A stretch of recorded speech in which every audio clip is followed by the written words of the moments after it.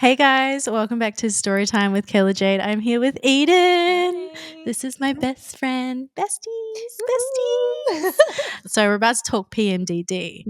My client booked the Get ready with. Oh my god, you guys. Let's do a pack my bag. We haven't been diagnosed PMDD, but every month we're constantly ringing each other being like, I'm so depressed, I've got this wrong. So I've been diagnosed PMDD through TikTok.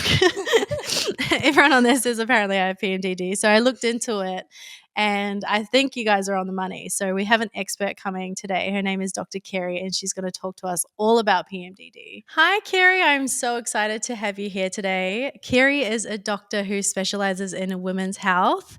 And today we're talking about PMDD. Thank you for having me. One of my favorite topics. I know. Well, I've got Eden here today because we both sort of have like quite a few issues going on. It's always a thing with women's bodies. Hey, there's always something going on. So yeah, would you mind explaining PMDD and what it is? Yeah, so PMDD stands for premenstrual dysphoric disorder, and it's basically really severe PMS or premenstrual syndrome. And as I discovered, which nobody ever taught me, which is why women's health is so badly done, because we don't really teach doctors about women, which is a pity because there's a lot of us. Yeah.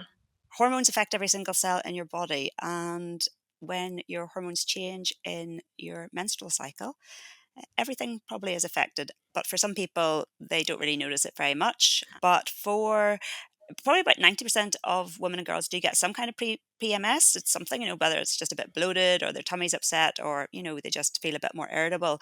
But nearly 20% of women and girls get symptoms that are pretty severe, not quite meeting PMDD criteria. That probably affects about 1 in 12 women, but which is still quite a lot, where your psychological symptoms, your mood symptoms are so bad, it really stops you going to school, going to work, Mm. having normal relationships, partly because you get one of the big symptoms would be uncontrollable rage, just really somebody's Yeah. face making you want to kill them.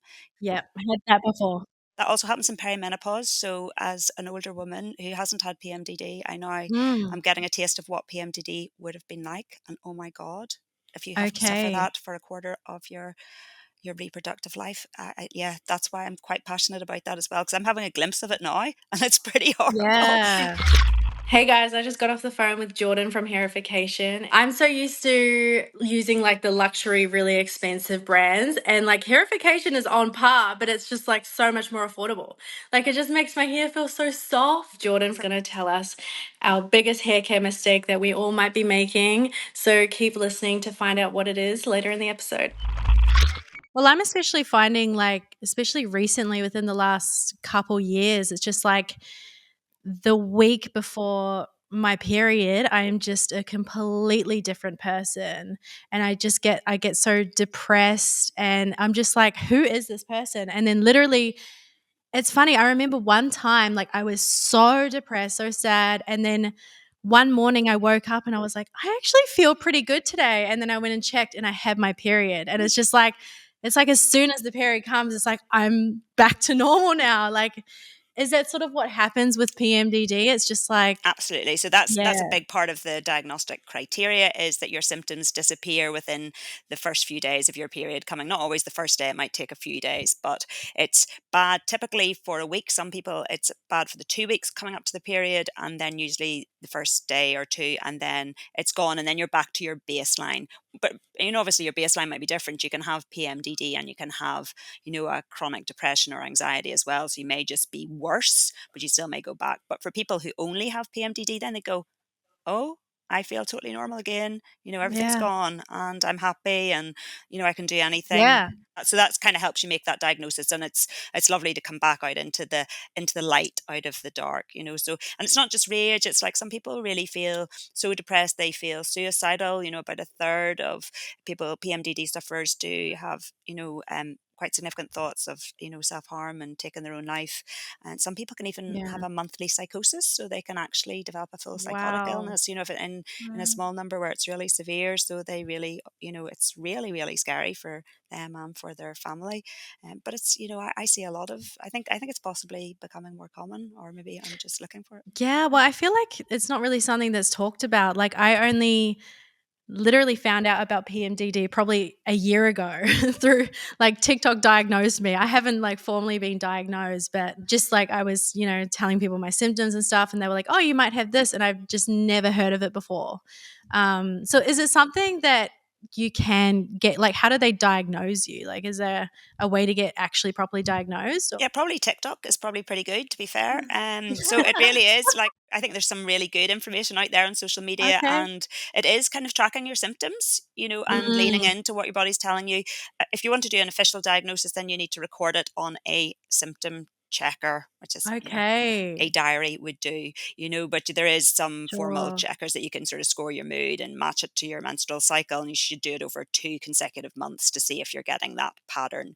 And, Mm. but PMDD was only officially recognized about 12 years ago. So it's really, it didn't exist when I went through medical school as a concept, even though we've known about, it was a British GP who sort of discovered this kind of concept of people feeling worse, or recognized, formally recognized women feeling worse before their period back in the 60s. So she wrote a lot about it.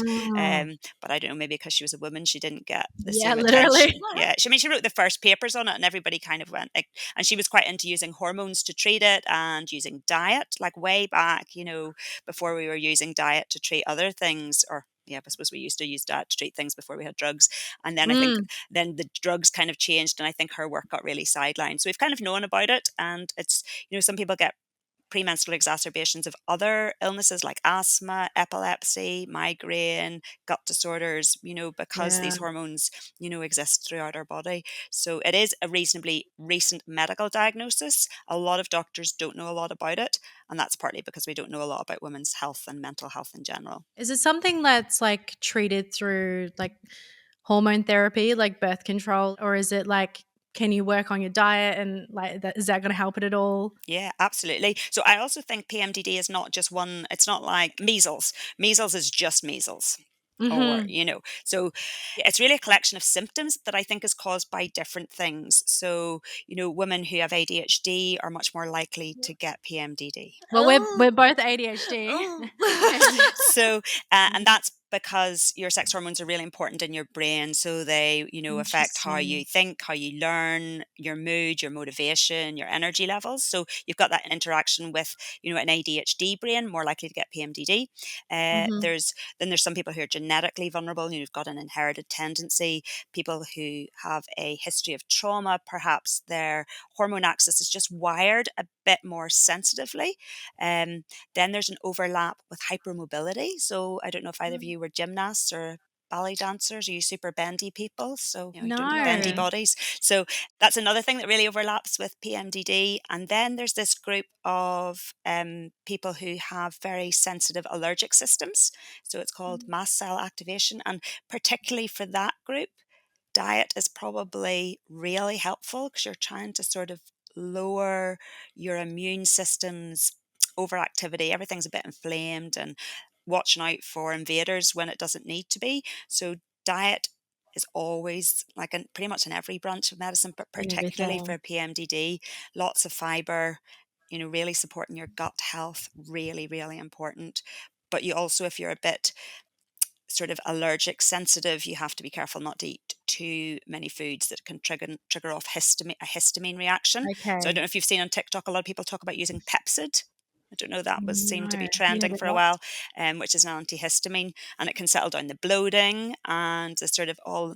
Basically, your brain is almost like it's itchy. It's kind of like Yeah. that. So lots of fiber, real food, no alcohol. I feel like, yeah, even now, like I'm so sensitive to food as well. Hey, like I am. something can just throw my stomach off and I'll be out for I a few days. I'm the same. I don't know if it really changes like anything with my period, but I know I definitely like I get like eczema on my hands, and if I'm eating poorly, that like just goes straight up immediately. Yeah, it's just like your gut is the largest barrier between your body and the external world. So, we kind of Mm. think of it like on the outside, but actually it's our gut. Like it's a football Yeah. field if you lay it out.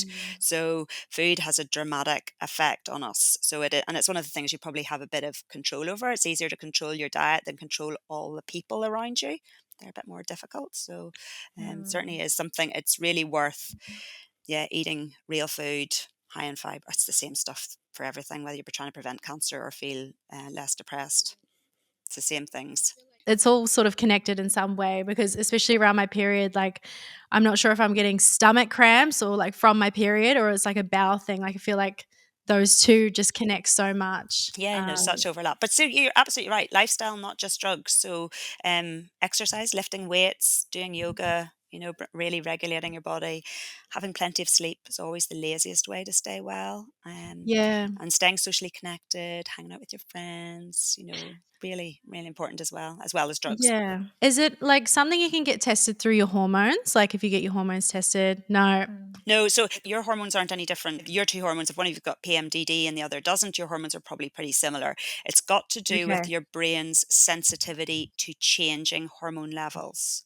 So and that's a big part of why women do have higher rates of anxiety and depression, because our hormones are always changing in our brain, which doesn't Mm. happen in men.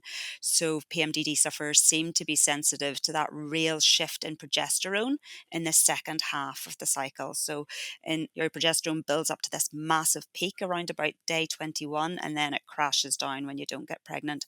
So it's not the absolute levels, it's your brain receptors have been wired a bit sensitively is one part, and possibly Mhm. also these kind of allergic chemicals that your body just seems to generate anytime there is a shift in change. But you can use hormones to try and treat PMDD. For the birth control. Yeah. Yeah. So that works for some people, not for everybody, to try and so then you don't ovulate, so you don't get the changing hormone levels. You just have Mm. this kind of flat line. Some That's people right. like that, some people hate it. Hey guys, I am here with Jordan from Herification. And what do you think the biggest hair care mistakes people make are? I guess sometimes neglecting your hair, and also maybe trying to like do some things that you shouldn't be trying to do, like, taking your hair from maybe being black to bleach blonde. And, Yes. I see so many people out there, and I'm like, oh no, you've really seen a hairdresser that's not done you the best they could They've done you have. dirty. Yeah, yeah, yeah. No, I love your stuff. Literally, as soon as I put the conditioner in, like it makes my hair so smooth. It's like crazy. Yes, yeah, love that. I mean, that was a really important factor for us. We wanted to produce shampoo and conditioners that from the first use, customers were like, oh, wow, they have this great hair feel. Yeah. And it's just a huge improvement from what they've been feeling. Well, thank you so much for joining us today, Jordan. And I hope to chat to you soon. Great. Thanks so much, Kayla. Bye. You can use hormones to try and treat PMDD. For the birth control. Yes. Yeah. So that works for some people, not for everybody, to try and so then you don't ovulate, so you don't get the changing hormone levels. You just have Mm, this kind of flat line. Some that's right. people like that, some people hate it. Because that definitely helps with me, because I have a bit of endometriosis, and I find if I just stay on the pill, like it helps. Like I just don't get those hormones, so like I don't get the pain and things that I get with endometriosis. It kind of just like levels out the hormones a bit. Yeah, so endometriosis would often coexist with PMDD as well. I think Hmm. again because of this histamine Yeah. reaction, a lot of mast cells they think around the pockets of endo. So again, trying to keep everything the same, but really working on those lifestyle things. And we do use natural hormones for PMDD, so not just if you don't need contraception, you can give people a bit of progesterone in the second half of their cycle, just natural progesterone. Sometimes testosterone can work. Yeah, I've been like, because I was sort of looking through your stuff, and you work a lot with like women with testosterone. I found that so interesting. Like, obviously, on like quite a small dose, but Yes. I guess like you work with menopause, like it Mhm. helps with menopause. It seems to help right across the life cycle. So there's a little bit of Okay. evidence for it. Perhaps might even help endometriosis, helps migraine. So there's, you can see some women respond quite nicely to they're tiny doses of testosterone, Yeah. but it is a female sex hormone. Actually, up until the point of menopause, you make all your estrogen from testosterone. So if they just have a bit of an imbalance, they just need a bit to get them to the normal level. I think testosterone might be a bit of a regulating hormone. You know, the estrogen's up and down and all over the place. And whereas testosterone's like, I kind of picture it just like the steady person, just, all right, everybody, I'm Just here. level it all out. Just calm down. A lot of people, their testosterone's fine, but that can help. And then you can also use antidepressants, and they possibly work. Wow, okay. Yeah, so you can even use antidepressants just for the second half of your cycle, so you don't need to be on them all the time. And they may work as antihistamines. So that might be why they work, that you can take them for 2 weeks and then stop them. So then that might be what they're doing, is they're settling all of this immune reaction down as well. Interesting. And then you can do much stronger things, like you can put somebody into menopause.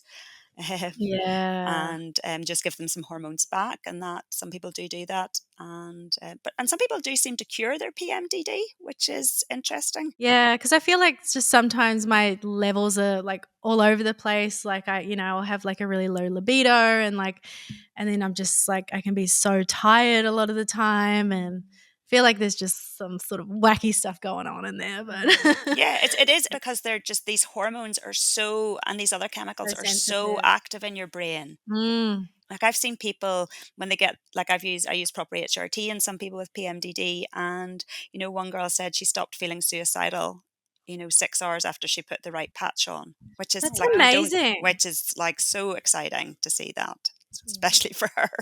Not to feel suicidal Wow. every month was pretty nice. Oh yeah, absolutely. That'd be a life changer because I feel like a lot of women feel like it just takes over their body, Yeah.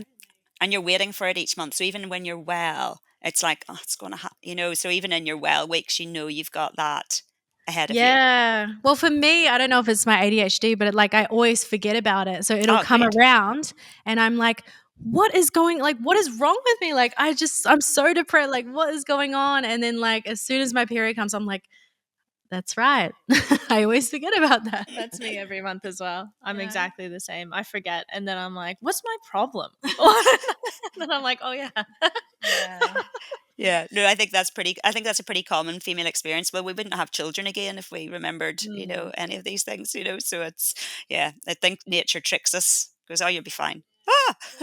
We're sort of conditioned in a way to just get over it and Suck it up. still go to work, still deal with it. So, I think we're just conditioned in that way, Definitely. unfortunately. There are other things that are really helpful for, so we've talked about like your nutrition and exercise and Yeah. sleep and all those things, and then the different drug options. But also it is really useful to look at using a psychologist, to try, Okay. because a lot of people, it might be part of their ADHD or it might be related to trauma. So there's other stuff there that can really help you regulate your nervous system that might be set in this fight or flight mode. So people do really find doing some, trauma work and counseling and just learning how to manage rage, Yeah. Yeah. or their, low concentration or their low mood, that can really, it's like, I always say psychology is just like physiotherapy for your limpy brain, For your brain. just trying to get it to move a bit better, when it's stuck in a, not such a healthy way of moving. So that can be, really, really great. And I think also connecting to people, other PMDD sufferers, because there's so much we don't know. There's, some really interesting, stuff, especially in this world of looking at stabilizing histamine and mast cells. Like there's people doing really exciting stuff there with diet and Wow. supplements like magnesium, zinc, Yeah. all of your nice herbs and spices. These are things that are not going to cause any side effects. Like antidepressants can take away your libido. Antihistamines can make you feel a bit flat. So there's other things that are really gentle, that you can use to support yourself. Yeah. Okay. So you can go down the natural route as well. Absolutely. I would, Yeah. and it's really different people like different things. Mm.